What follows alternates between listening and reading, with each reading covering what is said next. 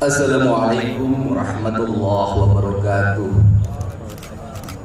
Alhamdulillah wassyukrulillah wa nikmatillah. La haula wa la quwata illa billah.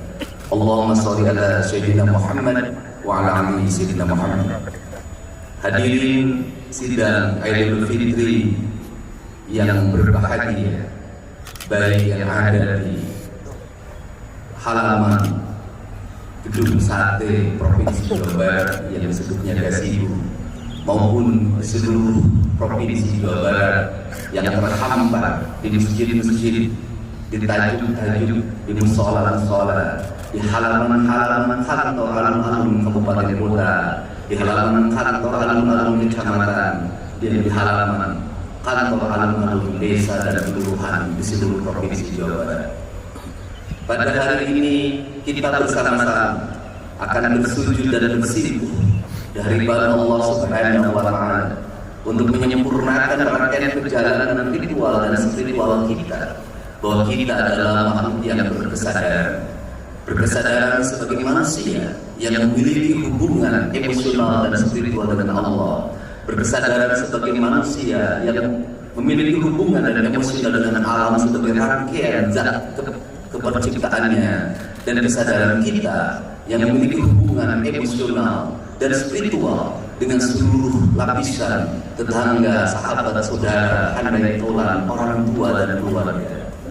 Seluruh kesadaran itu merupakan aspek historikal dan wujud pribadi kita, bahwa manusia sesungguhnya mengalami perjalanan panjang yang tidak pernah berhenti. Dalam kata orang Sunda, baik alam bihari, alam kiwari, dan alam pois. Alam bihari para kiai menyebutnya alam roh. Alam kiwari adalah alam dunia, dan alam pois adalah alam akhir. Seluruh rangkaian itu merupakan circle yang tidak pernah berhenti. Seluruh circle itu memiliki dua kualifikasi. Yang pertama adalah kebersihan hati, yang kedua adalah keluhuran budi.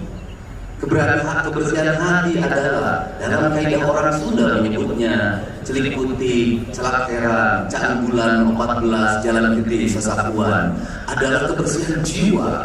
Karena jiwa yang bersihlah yang akan mampu memiliki empati pada sesama hidup. Maka tugas pemimpin sebagai Gubernur Jawa Barat hari ini adalah bagaimana membangun rasa empati antara pemimpin dengan rakyatnya, bukan dengan ucapan, tetapi dengan tindakan. Maka empati itu harus dilakukan dengan melakukan tindakan yang nyata dan terukur, dengan memiliki tanggung jawab pada 8 asnaf yang terus-menerus dalam setiap tahun kita santuni melalui zakat, infak, dan sedekah. Tetapi di balik itu, seluruh aparatur negara harus memiliki kesadaran yang kolektif bahwa kita semua adalah para pemegang kebijakan yang di dalamnya memiliki kewajiban untuk memberikan rasa aman, memberikan rasa bahagia, memberikan rasa sejahtera, bahkan mengangkat derajat mereka dalam tahapan dan tingkatan hidup yang sama, yaitu 8 asnaf. 8 asnaf dalam kaidah Islam dilakukan pada zaman Rasulullah SAW. Pada saat itu masyarakat hanya diwajibkan membayar zakat, tidak diwajibkan membayar pajak. Sedangkan kita pada hari ini, para penyelenggara negara, baik eksekutif maupun legislatif, memegang kapasitas melakukan pengelolaan terhadap anggaran belanja dan pembangunan negara atau APBN, APBD, anggaran belanja dan pembangunan daerah Provinsi Jawa Barat. Yang paling mendasar adalah bagaimana anggaran itu terdistribusi untuk mewujudkan rasa adil pada 8 asnaf itu.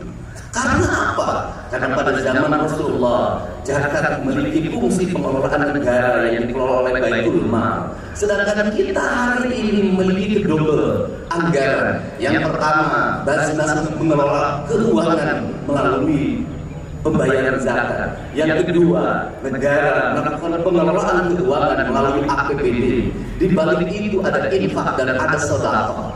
Sesungguhnya di Indonesia ini adalah pungutan untuk rasa adil masyarakat sangat banyak, melebihi negara-negara lain. Tetapi kenapa yang menjadi problem? Justru keadilan belum terwujud, justru kemiskinan belum tertangani, justru orang-orang tidak mampu sekolah, tidak mampu membeli baju seragam, tidak mampu membeli sepatu, banyak pungutan di berbagai tempat. Sesungguhnya kita yang sholat dalam setiap hari lima waktu, kita ini melakukan pengkhianatan terhadap apa yang menjadi tugas dan kewajiban kita sebagai penyelenggara negara. Alangkah malunya kita di hadapan Allah di negeri yang beriman dan beramal soleh ini, ketika pungutan negara ada, pungutan zakat ada, tetapi rasa adil belum terwujud. Berarti kita sebagai penyelenggara negara belum bisa memaknai dan memahami Islam secara paripurna.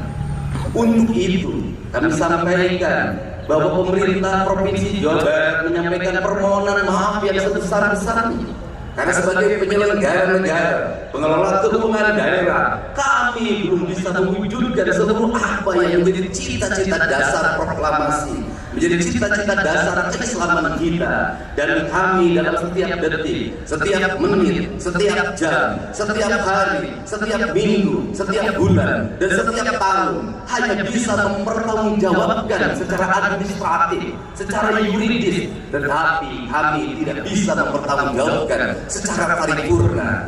Kaidah Islam mengajarkan tidak dibedakan antara dunia dan akhirat. Dunia dan akhirat itu satu kesatuan. Perbaikan di dunia akan melahirkan kebaikan di akhirat.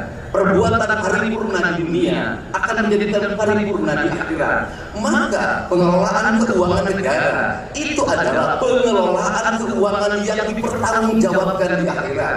Bukan hanya berpegang teguh pada prinsip-prinsip yang menjadi kewajiban penyelenggara negara, tetapi di balik itu memiliki hakikat.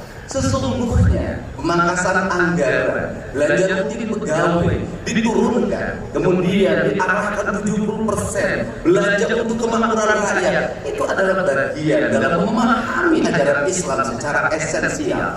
Kalau di dalam kaidah pengelolaan zakat, jangan sampai biaya abilin lebih besar dibanding biaya untuk lapangan asma.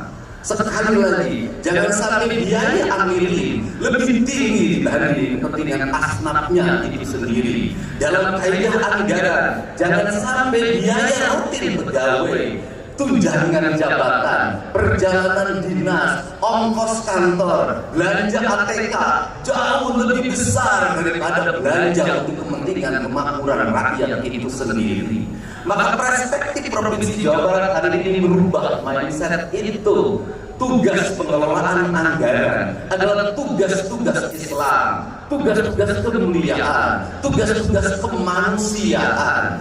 Maka kegagalan seorang gubernur adalah masih ada orang yang menjadi pengemis di perempatan jalan, masih ada anak-anak yatim yang tidak sekolah, masih ada orang-orang miskin yang rumahnya roboh, masih ada orang yang kebanjiran tapi tidak tertangani dengan baik, masih ada orang yang bunuh diri karena terikat bank emo, bank keliling, pinjol, bahkan ojol. Itu adalah kegagalan seorang pemimpin. Untuk itu, pada kesempatan hari ini, saya mengajak pada seluruh penyelenggara negara di Provinsi Jawa Barat, para bupati, wali kota, para kepala desa, para kelurahan, mari kita bersama-sama memiliki kesadaran.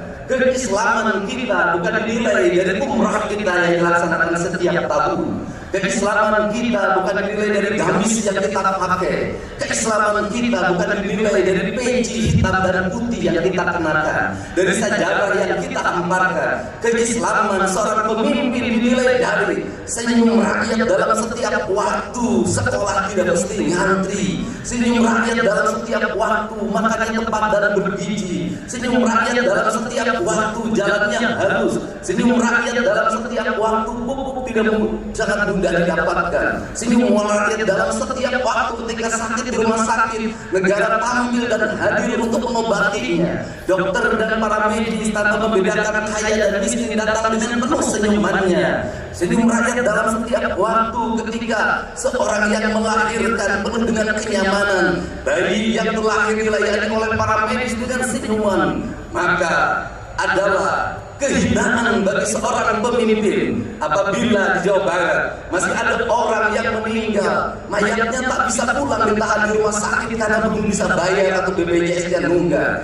Bayinya ditahan di rumah sakit karena belum bisa bayar atau BPJS-nya nunggak. Anak-anak tidak bisa sekolah, orang-orang miskin makan hanya dengan garam, rumah roboh atau bocor, sedangkan negara abai dalam fasilitasnya digunakan hanya untuk kepentingan pribadi, keluarga dan golongannya. Untuk itu, marilah kita jadikan kesadaran 1 Syawal 1446 Hijriah ini adalah sebuah kesadaran kolektif, kesadaran ritual dan spiritual kita sudah sangat tinggi. Pejabat umroh ngantri, orang-orang kaya umroh ngantri, masjid-masjid Jumat penuh, mimbar-mimbar penuh, ceramah-ceramah dalam setiap waktu.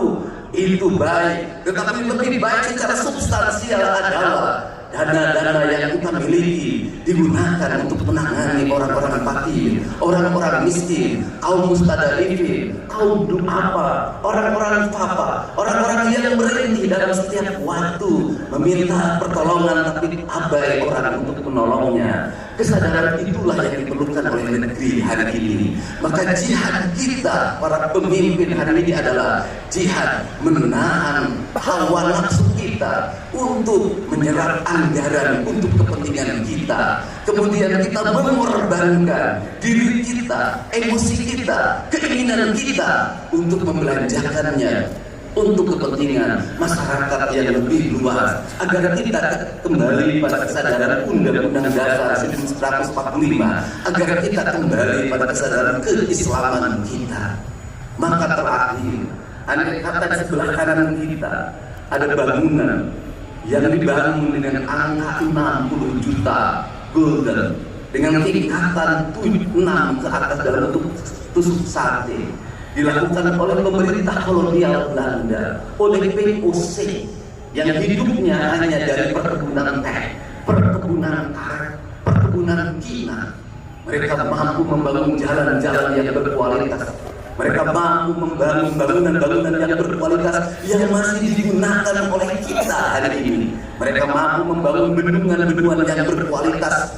Pertanyaannya adalah, kenapa kita yang mengklaim kaum pribumi itu tidak mampu mengelola perkebunan, jangankan membangun gedung seindah gedung sate, hanya mengelola kebunnya saja sudah tidak mampu dengan dikontrakkan kepada pihak lain yang melahirkan longsor, kekeringan. Betapa kita sebagai beragama punya rasa malu di hadapan Allah Subhanahu wa Ta'ala. Betapa kita sebagai bangsa yang berpancasila merasa malu oleh POC. Oleh POC saja kita sudah kalah dalam melakukan pengelolaan, apalagi oleh bangsa. Untuk itu, mari kita bersama-sama tinggalkan keegoan ritual kita. Mari kita bersujud dan mohon ampunan kepada Allah Subhanahu wa Ta'ala. Dan bentuk pengampunan Allah Subhanahu wa Ta'ala saya meyakini akan turun pada kita mana kita memiliki kesadaran bahwa kita adalah makhluk yang salah dalam pengelolaan kebijakan. Mari kita minta maaf pada anak-anak miskin yang tidak bisa sekolah. Mari kita minta maaf pada orang-orang miskin yang mereka masih tak sanggup makan sebaik makannya kita. Mari kita minta maaf pada orang-orang fakir yang harus dia mencuri hanya untuk kebutuhan melahirkan keluarganya. Mari kita minta maaf pada mereka. Tinggalkan keangkuhan dan kesombongan kita. Semoga 1 Syawal 1446 Hijriah ini menjadi tahun kesadaran kita bahwa kita telah salah menjadi negara-negara dan kita akan berubah seluruh kebijakan-kebijakan itu. Dan saya menyampaikan permohonan maaf pada seluruh masyarakat Provinsi Jawa Barat apabila penyelenggaraan pemerintahan belum sesuai dengan apa yang diharapkan. Apabila laman layanan rumah sakit belum sebaik yang diharapkan, apabila layanan pendidikan belum sebaik yang diharapkan, apabila layanan kesejahteraan publik belum sebaik yang diharapkan, semoga kesadaran itu menjadi kesadaran emosional, kesadaran spiritual, kesadaran moral, emosional dan spiritual dalam istilah orang Sunda disebutnya budi pekerti. Semoga kita masuk dalam kaidah yang tidak lagi demi secara intelektual, tetapi kita menjadi kaidahnya adalah kaidah orang yang paripurna secara budi pekerti. Wallahumma billahi wa min Assalamualaikum warahmatullahi wabarakatuh. Salam